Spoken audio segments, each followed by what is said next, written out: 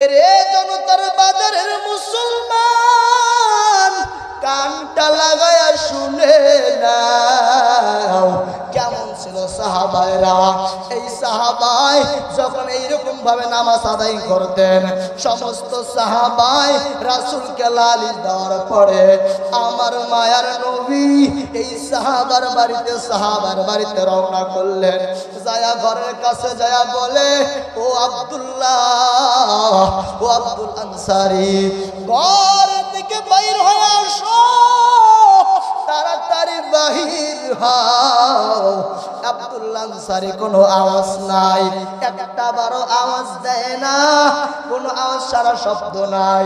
ওমর ডাকটা বলে, হে আব্দুল্লাহ, তাড়াতাড়ি ঘর থেকে বাইর হও। আব্দুল্লাহর আওয়াজ নাই।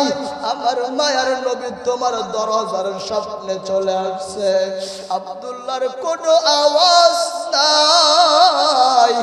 এবার যখন আমার মায়ের নবী রওনা করলেন, হঠাৎ করিয়া পিছন থেকে ডাকটা কয়, মায়ার নবী আমার। পিছন থেকে ডাকতে বললেন, নবী তাড়াতাড়ি পিছন দিকে তাকাইয়া দেখো, আমি আব্দুল্লাহ আনসারী, আমি ঘরের মধ্যে ছিলাম। নবী আমার জিজ্ঞাসা করেন, এ আব্দুল্লাহ, তোর আমি বারবার ডাকলাম, তোমার কেন আওয়াজ নাই? আব্দুল্লাহ ডাকটা কয়, ও নবী আমার আওয়াজ না থাকার কারণ এটাই হলো, এক নম্বর, আমার স্ত্রী নামাজে ছিল, নামাজে থাকা অবস্থায় আমার পোশাকটা আমার স্ত্রী পরিধান করে নামাজ আদায় করছিল।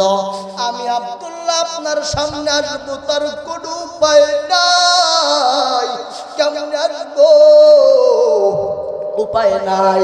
এবার বললেন, কি হাল, তুমি মসজিদে সবার শেষে যাও, আবার কেন সবার শুরুতে মসজিদ থেকে বাইরে হয়ে চলে আসো, কারণটা কি একবার বলো। এবার আব্দুল্লাহ আনসারী চোখের পানি ছেড়ে দিয়া বলে, মুহাম্মাদান আনকার গফরুকা মিটায়া,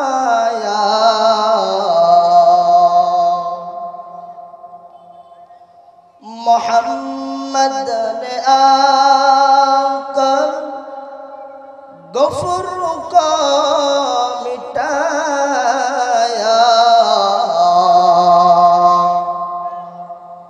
গফরুকা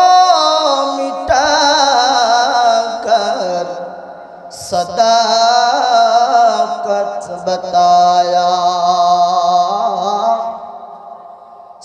सदाकत बताया।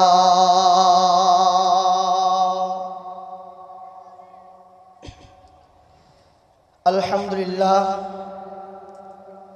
হযরত আলী এক বিবরণ আসছে। হযরত আলী বললেন, এই হাসানাটা কি? কয়েক নম্বর হাসানা হলো, বান্দা দুনিয়া থেকে গুনাহ মুক্ত করিয়া কবরে জান্নাতে চলে যাবে, এক নম্বর হাসানা। দুই নম্বর হাসানাটা আবার কি? কয় দুই নম্বর হাসানা হলো, এক কথা হলো আমার আদর্শ মা। কি আদর্শ মারি? কয় কেমন? আদর্শ নারী হতে গেলে সন্তান তোমার উপর কেমন হক হয়ে যায়, এটা আমাদের জানার দরকার আছে না? না, কেমন সন্তান মা গো, তোমার বলতে চাই কেমন। এক নাম্বার বলে, যদি হাসানা পাইতে চাও, ভালো করিয়া মাও মাও, দিলের কানটা লাগাইয়া শুনে যাও। কারণ সন্তানের এক নম্বর হক, যখন মার বিবাহর একটা জাগ্রত হয়ে যাবে, মার যখন বিবাহ করার জন্য মা প্রস্তুতি হবে, আল্লাহর কাছে চাবে, ও মালিক এমন একটা আমার স্বামী দিও যে স্বামীটা দিনদার হয়, মুত্তাকিনওয়ালা হয়, তাকওয়ালা হয়। কারা চাবে বলেন? ও মা, আমার বোন, তোমরা তাকাইয়া শুনো, কেমন একজন স্বামী তুমি চাইবা তোমার সন্তানের হয়। খালি তাকায়া বলো আমার সন্তান আমার কথা শোনে না, এটা কোনো না বাবার, তোমার সন্তান তোমার উপর হক আছে, ঠিক আছে। কারণ এই নারীটা চাবে ও মালিক, এমন একটা আমার স্বামী তুমি দিও যে স্বামীটা আমার দিনদার ওয়ালা হবে, যে স্বামীটা আমার বড় আল্লাহর পাগল, এই পাগল হয়ে যাবে। এই স্ত্রীর আল্লাহর কাছে একটা ফরিয়াদ যাবে, কারণ যে স্বামীটা পাওয়ার পর আমার দিনটা বড় আল্লাহওয়ালা হয়ে যাবে। এই দিলের দাম আছে না নাই? আর বাবা চাবে ও মালিক, এমন একটা স্ত্রী তুমি আমার দিও যে স্ত্রীটা দিনদার ওয়ালা হয়ে যাবে। এমন একটা স্ত্রী তুমি দিও যে স্ত্রীটা ফজরের নামাজ আদায় করিয়া, ফজরের নামাজ আদায় করার পর ওই যে তাই নামাজের মুসল্লায় দাঁড়াইয়া ওই স্ত্রী সূরাতুল ইয়াসিন বারবার তেলাওয়াত করবে। এই তেলাওয়াত করার পর এই আমার ঘরটা বড় আলোকিত হয়ে যাবে। আল্লাহ এমন একটা নারী আমার দিও, এই নারী স্বামী আল্লাহর কাছে যাবে, আল্লাহ এমন একটা নেককার স্ত্রী আমার কাছে পৌঁছায় দিও। কারণ কেমন বলে জানেন? আদ-দুনিয়া মাতাউন ওয়া খায়রু মাতাইহাল মারআতুস সালিহা। কারণ আমার এখানে জানায়া দেয় এমন একটা নারী তোমার মধ্যে হয়ে যাবে, কারণ আল্লাহ এর মধ্যে এমন একটা একাত্মবাদ দিয়া দিবে, এর মধ্যে এমন একটা মিল মোহাব্বত তোমার পয়দা করে দেবে। কারণ এর মধ্যে আল্লাহ এত সন্তুষ্ট হয়, কারণ এক নাম্বার তা তোমার দ্বারাই সম্ভব, ঠিক কিনা? কারণ আল্লাহর কাছে যাবে মালিক এইরকম একটা স্বামী আমারে দিও। আর স্ত্রী বলবে আল্লাহ এমন একটা স্বামী দিও যার হাতটা ধরে আমি সারাটা জীবন আমি কাটাইতে পারি। আছে না নাই বলেন? কারণ বর্তমানে মাইয়া দেখতে গেলে দেখবেন ঘটককে কয় মাইয়া কেমনি হয় হোক এটা দেখার বিষয় না, এক নম্বর বিষয় হলো যে মাইয়ার বাবার টাকা আছে কি বলেন। এতে বেদুবা হলে হোক, এতে কালো হলে হোক, এতে চরিত্র খারাপ হলো, এ দেখার কোনো সময়, কারণ উদ্দেশ্য যে আমার লাগবে টাকা। কি লাগবে বলে? লাগবে টাকা। না, এটা পছন্দ না। বলছে মাইয়া সুন্দর হোক, সমস্যা নেই, মাইয়ের টাকা হোক, সমস্যা নেই, মাইয়া কালো হোক, সমস্যা নাই, মাইয়া সুন্দর হোক, সমস্যা নেই। যদি মাইয়ার চরিত্র খারাপ হয়, রাসূল বলে ওখানে যাইও না। চরিত্র খারাপ হলে ওখানে যাওয়া যাবে। এই কারণে জানায়া দেয় এমন একটা নারী নাও যে নারীটা দিনদার ওয়ালা হয়ে যাবে।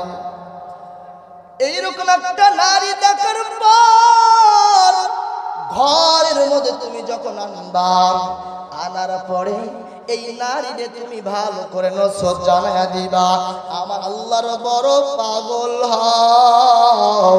যদি আমার আল্লাহর পাগল না হও তাহলে তোমার জন্য খারাপ। কারণ নামাজে দাঁড়াইয়া দাঁড়াইয়া তুমি বলিও এমন একটা আমাদের এই বিবাহ বন্ধনের ভেতরে আল্লাহ এমন একটা আমাদের নেককার সন্তান তুমি দিও, যে সন্তানটা জানো আল্লাহ আপনার রাস্তায় দিয়া বড় আলেম বানাইতে পারি। এরকম নেতা আছে না নাই বলে? আর এমন স্ত্রী নিয়ে আসে ঘরে যে কোনোদিন বর্তমান ডিজিটাল জামানায় এমন আসছে যে বিয়ার যখন আসর হয়, আচ্ছা বলেন 5 দিন আগে গায়ে হলুদ না দিলে বিয়ার জমেই না। কথা কেন যুবকরা, বিয়া জমে 5 দিনে গায়ে হলুদ না দিলে? দেখে এরপরে আবার বিয়া করতে গেছে, জানা নাই শোনা নাই কোনো কিছু নাই, কোনদিন একটা মাসালাও জানে না। ফরজ গোসল করবে, হেরে যদি মাসালা ধরা হয়, হে বেটায় কয় 1 নম্বর মাসালা নাম লঙ্গি, কি বলে? 2 নম্বর মাসালা কি? সাবান। 3 নম্বর মাসালা কি? কয় গামছা। কিয়ামত পর্যন্ত তুমি যদি গোসল করো এই মাসালা নিয়া, কোনদিন পাক হবে না, ঠিক কিনা? কোনদিন পাক হবে না। একমাত্র চরিত্র আমাদের না থাকার কারণে, বলেন ঠিক কিনা? একমাত্র চরিত্র না থাকার কারণে। এই কারণে জানাই, এমন একটা মতন নিয়ে চলিও, যে মতন চলার কারণে, যে বিধান চলার কারণে আল্লাহকে তোমরা পাইয়া যাবা। আর বলিও মালিক, এমন একটা সন্তান আমাদের মধ্যে দিও, যে সন্তানটা যেন বড় দিনদার হয়ে যায়। কারণ বলা দরকার আছে না নাই? এই সন্তান যেন একদিন বড় আল্লাহওয়ালা হয়। আর আমার সোনার বাংলাদেশের এমন মায়েরা যখন অসুস্থ হয়ে যায়, সিনেমা না দেখলে বাঁচে না। আছে না নাই? বলে শাশুড়ি কয়, বৌমা তোমার কখনোই কিচ্ছু করা লাগবে না, তুমি শুয়া বৈশা থাকো। যখন ভোর সময় হয়, হে বউ ডাকতে কয়, স্বামী সিজারে না গেলে আর হতো, সিজারে যাওয়া লাগবে। এই একটা বর্তমান মরণের ডিজিটাল, বলে আসে না নাই? বর্তমান ডিজিটাল চামড়া। বউ কয় যে নরমাল বাচ্চা হইতো না, সিজারে যাওয়া লাগবে। এমন একটা অবস্থা যে বাচ্চার কানে আজান দেওয়ার লোক পায় না সিজারে, ঠিক কিনা বলেন? রাসূলের রিসালাতের কোনো প্রত্যক্ষ ঘরে পায় না। আছে না নাই? মুসলমানের একাত্মবাদ থেকে বাঞ্ছিত করতেছে, বলেন ঠিক কিনা? একমাত্র আমাদের চরিত্র কারণ। ওই যে বৌমা লাগবে না তোমাকে এটা করা, তুমি শুয়ে থাকো।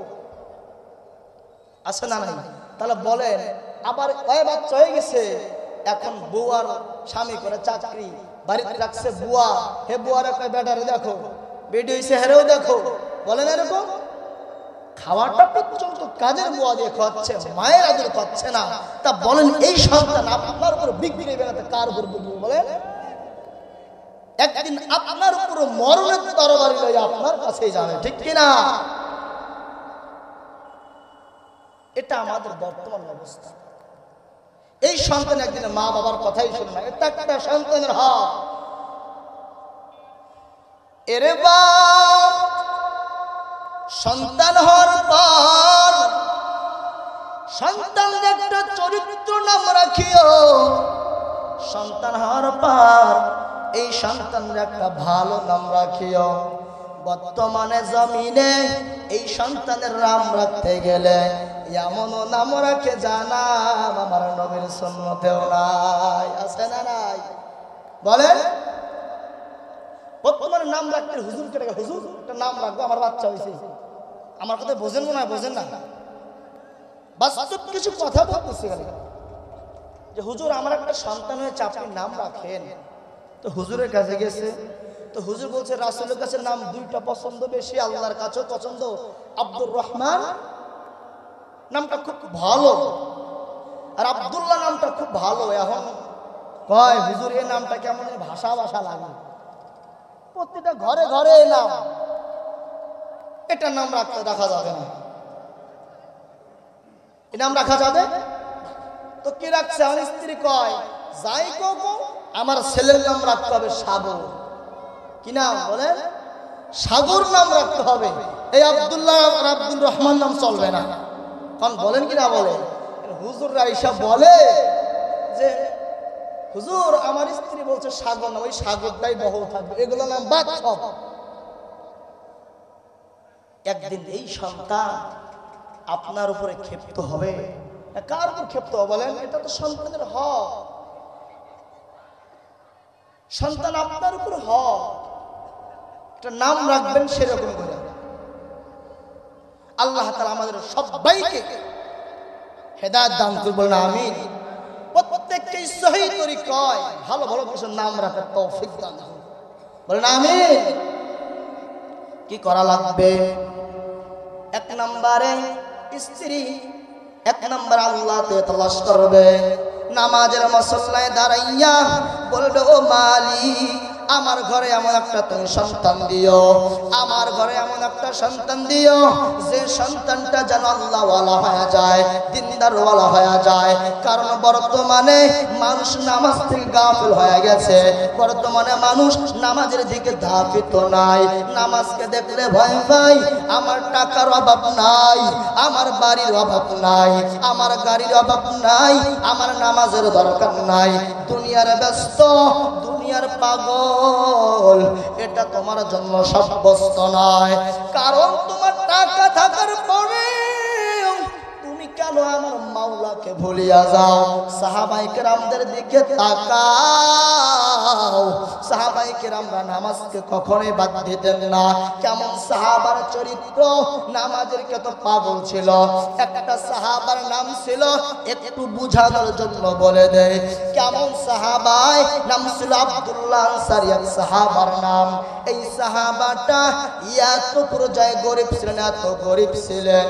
এই সাহাবাটা আমার পয়গম্বর যখন মসজিদে নামাজ আদায় করার জন্য যাইতো, সমস্ত সাহাবায়েরা মসজিদে আগে যাইয়া হাজির হয়ে থাকতেন। আর এই গরিব সাহাবাটা যাইতো বরতে না সহজে, কাপড় ছিল না, সর্বশেষে মসজিদে যাই হাজির হইতো। আবার এই সাহাবাটা যখন আমার পয়গম্বর যখন নামাজ আদায় করলেন, সালাম ফিরানোর পরে পরে আবার এই সাহাবায় আব্দুল্লাহ আনসারী বাড়ির দিকে রওনা করতেন। একদিন না, দুই দিন না, সাহাবায়ে কেরামরা বললেন, ও নবী আমার, এই সাহাবাটা প্রত্যেকটা দিন আপনার পিছনে নামাজ আদায় করে। মুয়াজ্জিন যখন একামত দেয়, একামত করার পরে এই সাহাবাটা এসে মসজিদে ঢোকে। এরপরে আবার কি? এরপরে যখন আমার মায়ার নবী যখন আপনি সালাম ফিরান, সঙ্গে সঙ্গে এই সাহাবাটা বাড়ির দিকে চলিয়া যায়। আবার করণীয় কি? আমার মায়ার নবী কখনোই সাড়া দিতেন না। এরে জনতার বাজারের মুসলমান, কানটা লাগায়া শুনে নাও কেমন ছিল সাহাবায়েরা।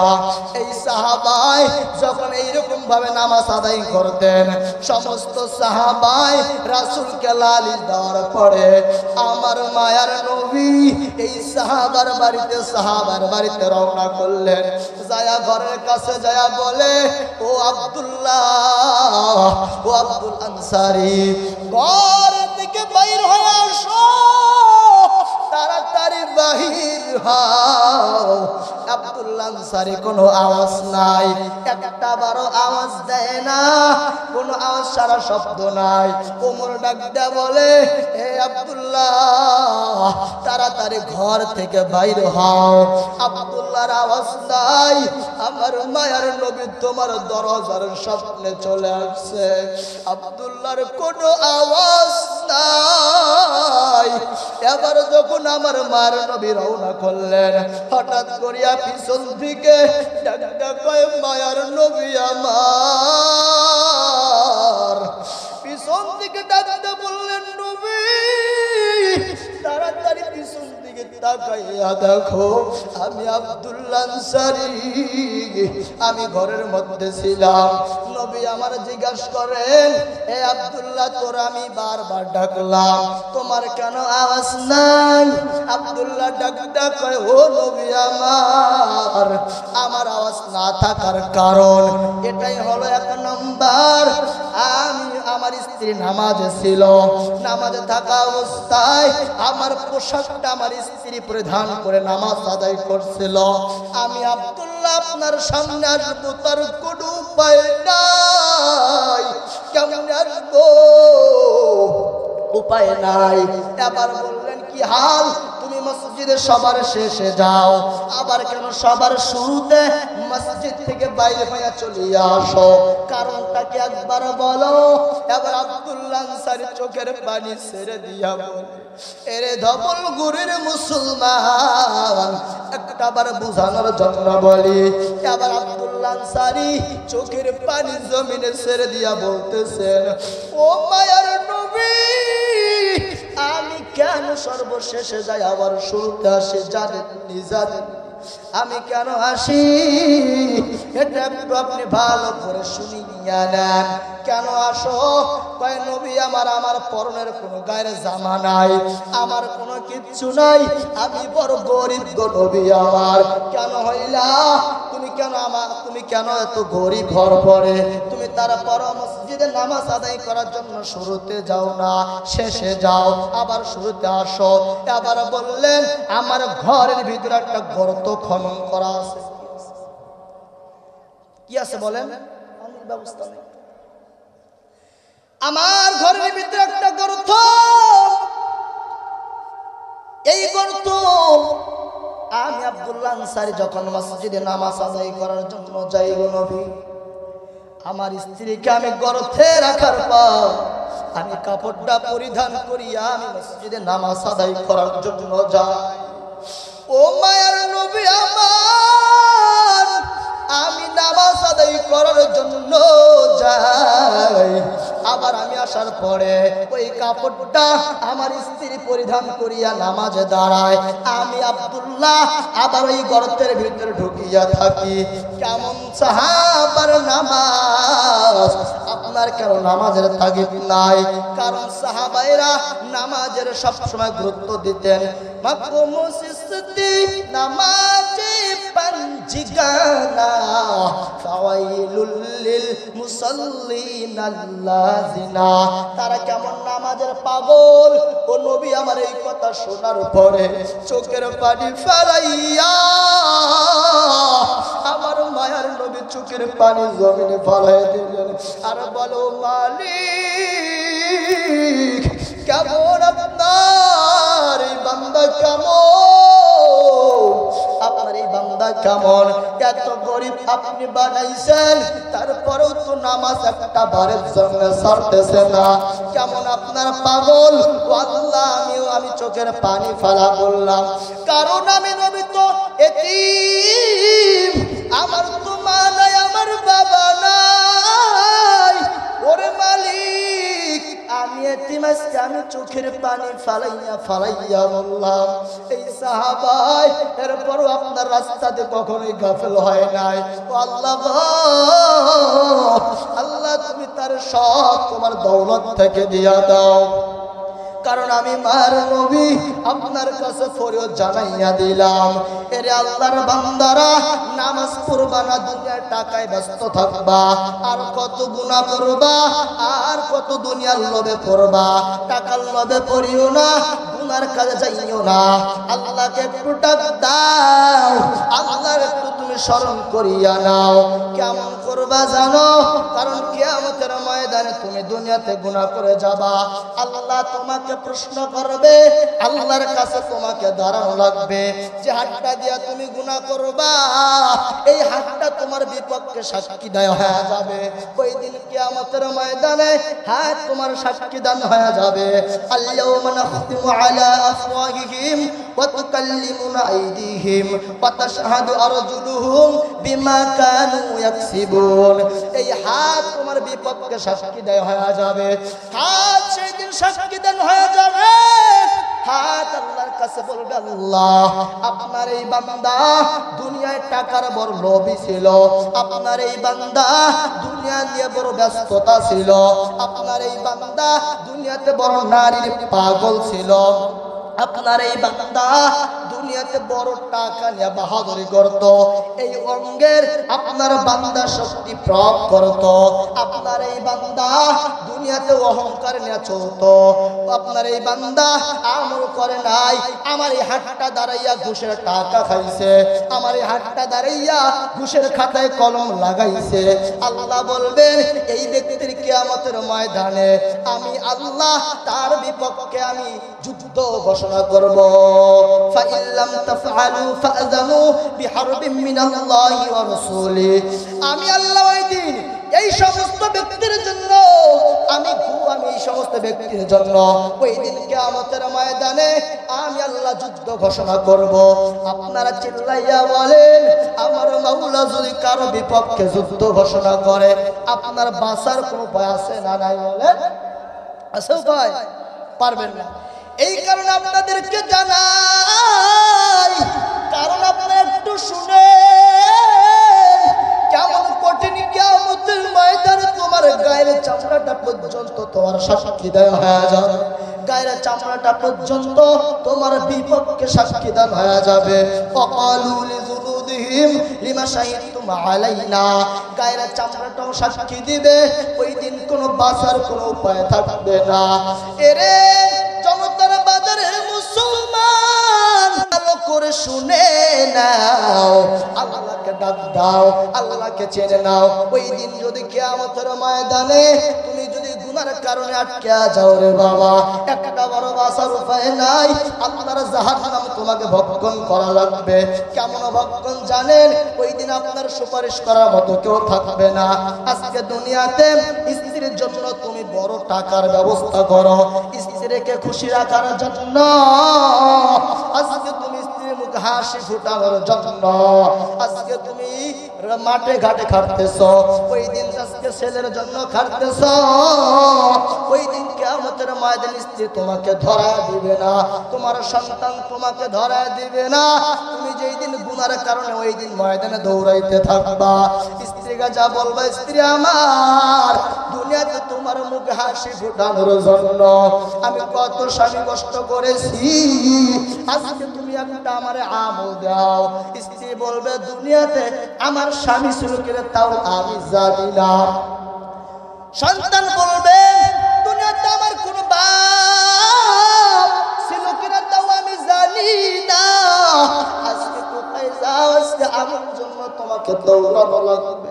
মায়ের কাছে যাবা, মা বলবে ও আমার সন্তান ছিল আমি তাও জানি না। বাবা বলবে রে আমার সন্তান ছিল আমি তাও জানি না। কেউ আমার নাই, আমল নিয়ে বান্দা কিয়ামতের ময়দানে দৌড়াবে, কেউ কারো কাজে আসবে না। আজকে বাবা, আজকে স্ত্রীর চাহিদা মেটানোর জন্য তুমি আমল ছাড় দিতেছ, স্ত্রীর চাহিদা মেটানোর জন্য আমার মাওলাকে বলে যাইতেছ, ঠিক কিনা? এরে নবীর উম্মতের দল, কঠিন কিয়ামতের ময়দানে, হাসরের ময়দানে যখন সূর্যটা মানুষের মাথার উপরে আসবে, হায় রে সূর্যের তাপ সহ্য করার মতো সম্ভব হবে না। ওই দিন সবাই আনাফসি আনাফসি বলবে, সবাই চিল্লাইতে থাকবে, কেউ ভয় পাবে না। আল্লাহর কুদরতের আওয়াজ ওই দিন কেমন আল্লাহর কুদরতের আওয়াজ হবে, আর বলবেন জাহান্নামীদেরকে জাহান্নামে ঢুকায় দাও। আজকে আর তাদের কোনো সুপারিশ নাই, সুপারিশ নাই। জাহান্নামীরা ওই ময়দানে চিল্লাইতে থাকবে, ওই ময়দানে চিল্লাইতে থাকবে। ওই দিন কেউ কারো সুপারিশের কাজে আসবে না। এর নবীর উম্মতের দল, একবারটা চিন্তা করে নাও, কবর আমার জন্য আপন। এরে বাপ, আর দুনিয়ার পিছনে তো দৌড়াইও না। গুনাহ করছো, এখনো পর্যন্ত তওবা করো। আল্লাহ জীবনে কম গুনাহ করলাম না, আল্লাহ জীবনে কম সুদ খাইলাম না, আল্লাহ জীবনে কম 1 টাকা মানুষের লেনদেন করে খাইলাম। আল্লাহ আপনি আমাকে তৌফিক দান করেন, আগের জীবনে খাবো না। আল্লাহ আপনি আমার মাফ করে দেন। আমি আল্লাহ আমি আপনার পথে অবনত হয়ে গেলাম। এর নবীর উম্মতের দল, একবার আল্লাহকে চিনিয়ে নাও, তাহলে তোমার জন্য কবরটা বড় একটা ভালো জান্নাতের রাস্তা হয়ে যাবে। আর যদি তুমি গুনাহ নিয়ে কবরে যাও, তোমার আর বাঁচার কোনো উপায় থাকবে না। এর নবীর উম্মতের দল, ভালো করে শুনো, আল্লাহকে যদি পাইতে চাও, 1 নম্বর নাম্বার আল্লাহর দিকে তুমি ধাবিত হয়ে যাও। আল্লাহকে পাওয়ার দরকার আছে না নাই বলেন? আল্লাহকে পাওয়ার দরকার আছে না নাই? আমাদের প্রত্যেককে এই দুনিয়ার কাজের সাথে সাথে আল্লাহকে পাওয়ার জন্য কাজ করতে হবে, ঠিক কিনা বলেন? কারণ বাপ, আপনি মনে করতেছেন এই আজকে মাহফিলে আসছেন, এখানে আসছেন ওয়াজ শোনার জন্য। কেউ কেউ এসে আসছেন বলেন ওয়াজ শুনতে আসছেন। আপনি মনে করতেছেন আমি এখান থেকে বাড়ি যাব, তার ক্ষমতা না আপনার নাই। একটু বলে শেষ করবো ইনশাআল্লাহ।